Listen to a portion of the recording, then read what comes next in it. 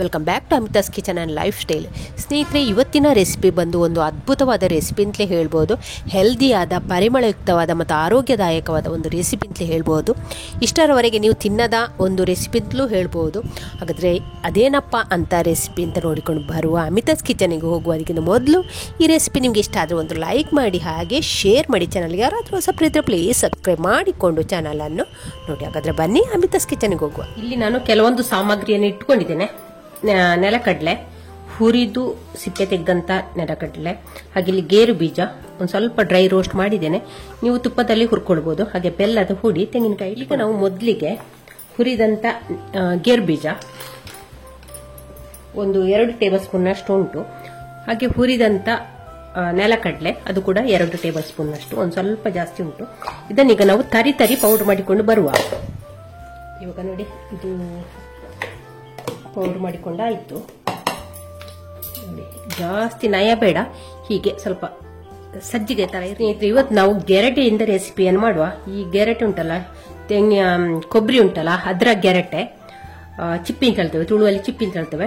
ಹೊರಗಿಂದೆಲ್ಲ ಚೆನ್ನಾಗಿ ಕ್ಲೀನ್ ಮಾಡಿ ಇಟ್ಕೊಂಡಿದ್ದೇನೆ. ಕ್ಲೀನ್ ಮಾಡಿದ ನಂತರ ಒಂದು ದಿವಸ ನೀರಲ್ಲಿ ಹಾಕಿ ಇಟ್ಟಿದ್ದೇನೆ, ಅಂದ್ರೆ ಅದರ ಕನೇರಲ್ಲೇ ಬಿಡಬೇಕು.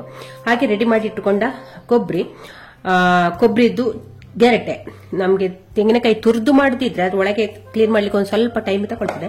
ನಾನು ಇಲ್ಲೆಲ್ಲ ಕೊಬ್ಬರಿದ್ದು ಗೆರಟೆ ತಗೊಂಡದ್ದು. ನೋಡಿ, ಹೀಗೆ ಕ್ಲೀನ್ ಆಗಿ. ಈಗ ನಾವು ಈ ಗೆರಟಿಗೆ ಉಂಟಲ್ಲ, ತುಪ್ಪ ಸವರಿಕೊಳ್ಳುವ. ಈ ಸೈಡ್ ಎಲ್ಲ ಚೆನ್ನಾಗಿ ತುಪ್ಪ ಸವರಿಕೊಳ್ಳುವ. ತುಪ್ಪ ಸವರಿದ್ರೆ ಎಣ್ಣೆ ಕೂಡ ಸವರಿಕೊಳ್ಬಹುದು. ತುಪ್ಪ ಸವರಿದ್ರೆ ನಮಗೊಂದು ಸ್ವೀಟಿನ ಪರಿಮಳವೇ ಬೇರೆ, ಚೆನ್ನಾಗಿರ್ತದೆ. ಅದಕ್ಕೆ ಹೇಳಿ ನಾನು ತುಪ್ಪ ಸವರಿ ಅಂತ. ಹಾಗೆ ಸೈಡಿಗೆಲ್ಲ ಚೆನ್ನಾಗಿ ತುಪ್ಪ ಸವರಿಕೊಳ್ಬೇಕು. ಈಗ ತುಪ್ಪ ಸವರಿದಂತ ಗೆರಟೆಗೆ ನಾವು ಅರಶಿನ ಎಲೆಯನ್ನು ಕತ್ತರಿಸಿ ಇಟ್ಟುಕೊಂಡಿದ್ದೇನೆ. ಅರಶಿನ ಎಲೆ ಇಟ್ಟರೆ ಉಂಟಲ್ಲ, ನಮಗೆ ಒಳ್ಳೆ ಪರಿಮಳ ಬರ್ತದೆ. ಸ್ವೀಟ್ ಎಲ್ಲ ಉಂಟಲ್ಲ, ಅರಶಿನ ಎಲೆ ಇಟ್ಕೊಂಡು ಮಾಡಿದ್ರೆ ಒಳ್ಳೆ ಪರಿಮಳ ಬರ್ತದೆ. ಈಗ ಎಲ್ಲ ಎಲೆಗೆ ನಾವು ಹೀಗೆ ಇಟ್ಟುಕೊಳ್ಳುವ. ಎಲ್ಲ ಗೆರಟೆಗೆ ನಾವು ಇದನ್ನು ಹೀಗೆ ಇಟ್ಟುಕೊಳ್ಳುವ. ನೋಡಿ, ಹೀಗೆ ರೌಂಡ್ ಕಟ್ ಮಾಡಿ ಇಟ್ಕೊಳ್ಳುವ. ಒಂದು ಪರಿಮಳ, ಈ ಬೆಲ್ಲ ತೆಂಗಿನಕಾಯಿ ಎಲ್ಲ ಹಾಕಿದ ಮಾಡಿದ್ರೆ ರೆಸಿಪಿ ಉಂಟಲ್ಲ, ತುಂಬಾ ಒಳ್ಳೇದಾಗ್ತದೆ. ಎಲ್ಲವನ್ನು ಹೀಗೆ ಮಾಡಿ ಇಲ್ಲೊಂದು ಬಾಣಲೆಯನ್ನು ಸ್ಟವ್ ಮೇಲೆ ಇಟ್ಟಿದ್ದೇನೆ. ಅದಕ್ಕೆ ಈಗ 1 ಟೀ ಸ್ಪೂನ್ ಅಷ್ಟು ತುಪ್ಪವನ್ನು ಹಾಕಿಕೊಳ್ಳುವ. ನೋಡಿ, ತುಪ್ಪ ಕರಗಿದೆ. ಈಗ ನಾನು ಇದಕ್ಕೆ ತೆಂಗಿನಕಾಯಿ ತುರಿ ಹಾಕ್ತಾ ಇದ್ದೇನೆ.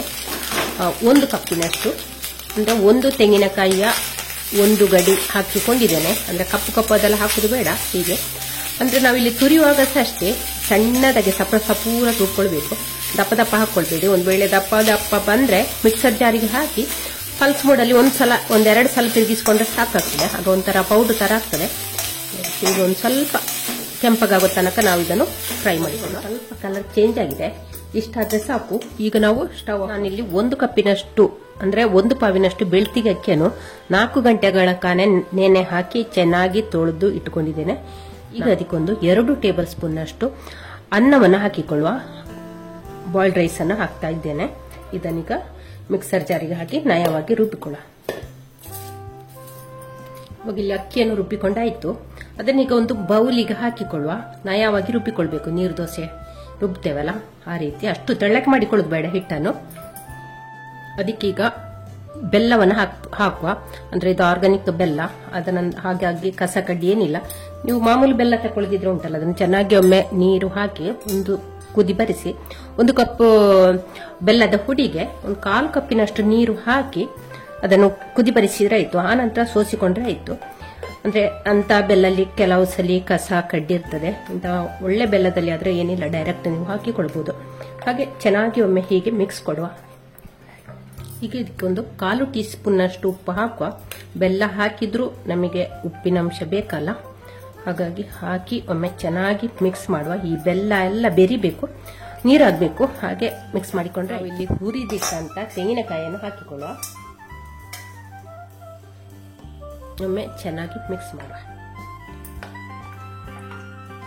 ಈಗ ಇದಕ್ಕೆ ಪುಡಿ ಮಾಡಿ ಇಟ್ಟುಕೊಂಡ ಏಲಕ್ಕಿ ಪೌಡರ್ ಅನ್ನು ಹಾಕಿಕೊಂಡಿದ್ದೇನೆ. ಹಾಗೆ ಇಲ್ಲಿ ಈನೋ ಪೌಡರ್ ಹಾಕ್ತಾ ಇದ್ದೇನೆ. ಈನೋ ಇಲ್ಲದಿದ್ರೆ ನೀವು ಸೋಡಾ ಕೂಡ ಹಾಕಬಹುದು. ಅದಕ್ಕೆ ಈಗ ಒಂದು ಸ್ವಲ್ಪ ಮೇಲಿಂದ ನೀರು ಹಾಕುವ. ಹಾಕಿ ಒಮ್ಮೆ ಚೆನ್ನಾಗಿ ಮಿಕ್ಸ್ ಮಾಡುವ. ಸೋಡಾ ಹಾಕಿದ್ರೆ ನೀವು ಒಂದು 1/4 ಗಂಟೆ ಆದ್ರೂ ಇಡ್ಬೇಕಾಗ್ತದೆ. ಈನೋ ಹಾಕಿದ್ರೆ ನಿಮಗೆ ಕೂಡಲೇ ಮಾಡಿಕೊಳ್ಬಹುದು. ಈನೋ ಹಾಕಿದ್ರೆ ಹಿಟ್ಟು ಒಂದು ಸ್ವಲ್ಪ ಹಗೂರ ಬಂತು ಹಿಟ್ಟು ಸಾಫ್ಟ್ ಆಗಿ ಬರ್ತದೆ. ಒಂದು ವೇಳೆ ನಿಮಗೆ ಈನೋ ಈಸ್ಟ್ ಯಾವ್ದು ಬೇಡ ಅಂತಿದ್ರೆ ಉಂಟಲ್ಲ, ನೀವು ಹಿಟ್ಟನ್ನೊಂದು ಕಡ್ದಿಟ್ಟು ಒಂದು 6-7 ಗಂಟೆ ಆದ್ರೂ ಇದನ್ನು ಹುದುಗ್ಲಿಕ್ಕೆ ಬಿಡ್ಬೇಕಾಗ್ತದೆ. ಇದಕ್ಕೆ 1 ಟೀ ಸ್ಪೂನ್ ಅಷ್ಟು ತುಪ್ಪವನ್ನು ಕೂಡ ಹಾಕಿಕೊಳ್ಳುವ. ಹಾಕಿ ಒಮ್ಮೆ ಚೆನ್ನಾಗಿ ಈಗ ನಾವಿಲ್ಲಿ ಹುಡಿ ಮಾಡಿ ಇಟ್ಟುಕೊಂಡಂತ ಗೇರು ಬೀಜ ಮತ್ತು ನೆಲಕಡಲೆಯ ಪೌಡರ್ ಕೂಡ ಇದಕ್ಕೆ ಸೇರಿಸಿಕೊಳ್ಳುವ.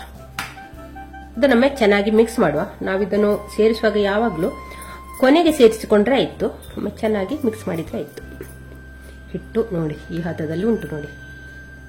ನೋಡಿ ತುಂಬಾ ತೆಳ್ಳಗೆ ಮಾಡ್ಲಿಕ್ಕಿಲ್ಲ, ಇದಕ್ಕಿಂತ ತೆಳ್ಳಗೆ ಮಾಡ್ಲಿಕ್ಕಿಲ್ಲ. ಒಂದು ಸ್ವಲ್ಪ ಗಟ್ಟಿ ಇದ್ರೂ ಪರವಾಗಿಲ್ಲ. ನೋಡಿ ಬೇಕಾದ್ರೆ ಇದಕ್ಕಿಂತ ಸ್ವಲ್ಪ ಗಟ್ಟಿಯ ಮಾಡಿಕೊಳ್ಳಿ, ಅಂದ್ರೆ ಇದಕ್ಕಿಂತ ತೆಳ್ಳಗೆ ಮಾತ್ರ ಮಾಡ್ಲಿಕ್ಕೆ ಹೋಗ್ಬೇಡಿ.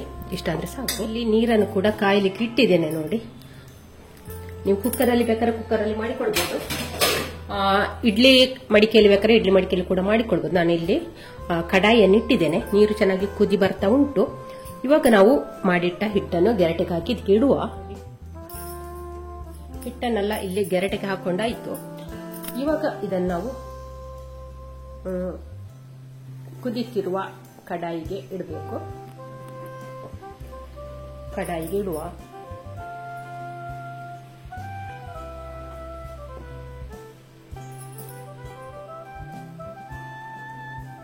ಇವಾಗ ಇದಕ್ಕೆ ಮೇಲಿಂದ ಅರಶಿನ ಎಲೆಯನ್ನು 1-2 ಮುಚ್ಚಿ ಬಿಡುವ. ಅಂದ್ರೆ ಒಳ್ಳೆ ಪರಿಮಳ ಬರ್ತದೆ. ಹಾಗೆ ಮುಚ್ಚಿ ಇನ್ನು ಇದನ್ನೊಂದು 20ರಿಂದ 25 ನಿಮಿಷ ಬೇಯಿಸಿ ನೋಡ. ಬೆಂದಿದಂತ ಈಗ ಬೆಂದಿರ್ಬೋದು. ಸುಮಾರು 5 ನಿಮಿಷ ಜಾಸ್ತಿ ಹೆಚ್ಚಿಟ್ಟಿದ್ದೇನೆ. ಹೇಗೆ ಬಂದಿದೆ ನೋಡಿ, ಮಾತ್ರ ಸೂಪರ್ ಆಗಿ ಬಂದಿದೆ. ಇಲ್ಲ ಕೈಗೆ ಅಂಟುದಿಲ್ಲ, ಬೆಂದಿದೆ. ಇದನ್ನೀಗ ತೆಗೆಯುವ.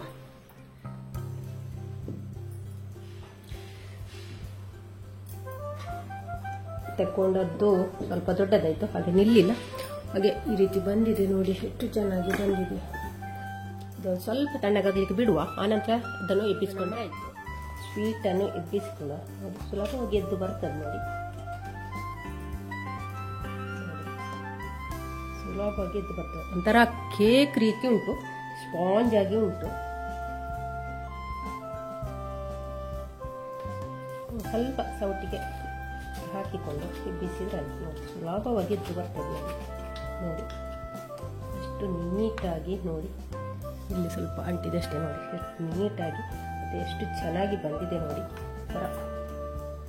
ನೋಡಿ ಸ್ಪಾಂಜಿ ಆಗಿ ಉಂಟು, ಕೇಕ್ ತರನೇ ಉಂಟು ಮಾತ್ರ.